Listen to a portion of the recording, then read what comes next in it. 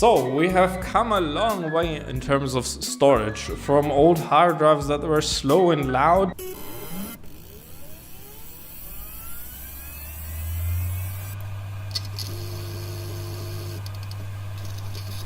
to now almost only using SSDs.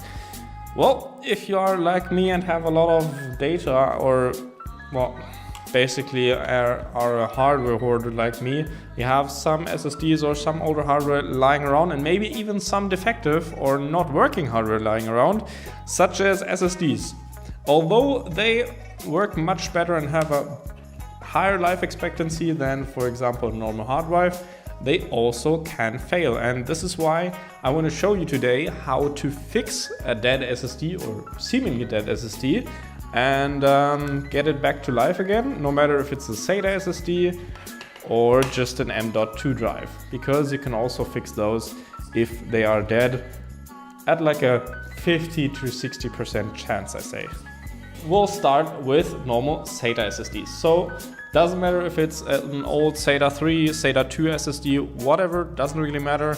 You could also just be looking for your data on these because, I don't know, the SSD doesn't work anymore and you just need the data off of it.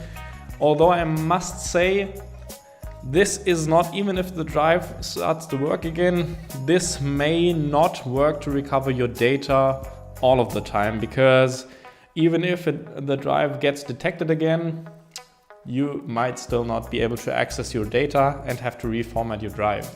But we'll come to that later. First of all, what to do if your drive isn't shown anymore, either in the BIOS or in Windows. Obviously, you could unplug it and plug it back in again, as you would with IT in general. But the next thing would be, well, you have two connectors on the back. One is for data, the smaller one, and one is for power. What you want to do is turn off your PC, connect only the power cable so that the hard drive is powered up or SSD is powered up. And then when the data power cable is connected, start your PC and go into the BIOS. Stay in there for, or rather just leave the PC on for like an hour or something. Normally it should take half an hour, but I try to leave it on longer. Doesn't really matter how long, if it's at least like half an hour.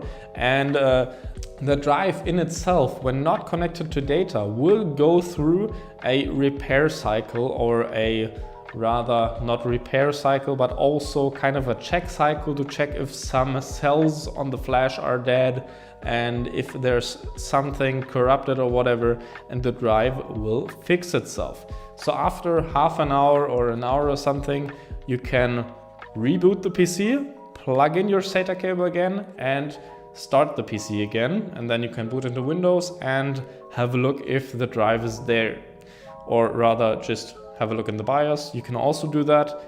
If the drive obviously isn't really recognized in Windows directly, you can go through the drive manager as well, because it may just appear as a raw partition. Then when there's data on there, the data either has to be recovered by a program if you need the data, or if you don't need it, you can just format the drive and just use it normally.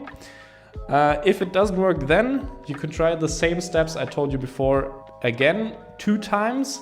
If it doesn't work by the 3rd try, well, the drive is probably dead. But in 50 to 60% of cases, this should work for SSDs, and I have fixed quite a few of them this way. In my job as an A technician on a hardware retailer, it was maybe 3 to 4 a week even, because drives were selling quickly and there were some coming in, and that was an easy way of fixing them and not having to send them back to the manufacturer, which was much easier for us to just try to fix them and give them back to the customer, which did have it even their data on them again. So that was a big plus, the data coming or giving the customer the data back. On M.2 drives, it's a bit different because you can only plug them in, well, with data and power together.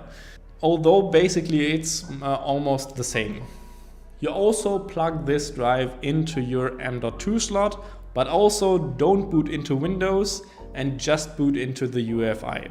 The drive will also run through the same procedure as the SATA drives. It might get warm somewhat because it's running through its repair process, which will use the drive quite a bit. So don't worry if it gets warm or even a bit hot. That's normal. And on those, it's the same thing. If it doesn't work by the third try, the drive is probably dead. If that didn't work for rescuing your data, obviously you could use some software to recover your data or give them to a recovery specialist if the data is really important to you, because sometimes these data recovery tools break things even worse than they were before. So if it's really, really important, please consider going to a specialist. And lastly, how to check your health of your SSD if it has not died yet. You can use Crystal Disk Info for that. There you will see any data that your drive has to offer about its longevity, about its use or whatever. It also tells you how much data has been written on the drive, because SSDs are limited with their write cycles. Most of the time those are around 100 to 200 or 300 terabytes written. So 300 terabytes written to a drive, and there they say that that's about the maximum of an SSD, depending on also the flash it's gonna use, but that's a thing for a different video. You can see that what the limit of the particular drive is in the spec sheet, but it's most of the time that high that it is not really an issue. Also, most of the drives function longer than their TBW cycle, so the terabytes written in general. That's also a good tool for hard drives, because hard drives tend to get slower over time, and if you notice the hard drive being slow, you can also look that up in the tool why that is, and if it's fixable or if the hard drive should be exchanged for a different one, a new one, because it's dying soon. Same can be said for SSDs, although SSDs die very quickly, so one time they are detected and on the next day they're not. So yeah, it's kind of random for those. So I would also always do a backup if you need your data. That's basically everything I wanted to tell you about this. And also because this is kind of a neat trick that not everybody does know. And I feel a lot of people should know, because data is important and not buying new hardware is also important. So because you don't spend any money on it, it's basically free stuff, or rather money saving in general. So yeah, I hope you like this video. Let me know in the comments how many drives you have fixed now, or if you have any that have been fixed by this trick. Would be really interesting to know. Anyway, I wish you a nice day and goodbye.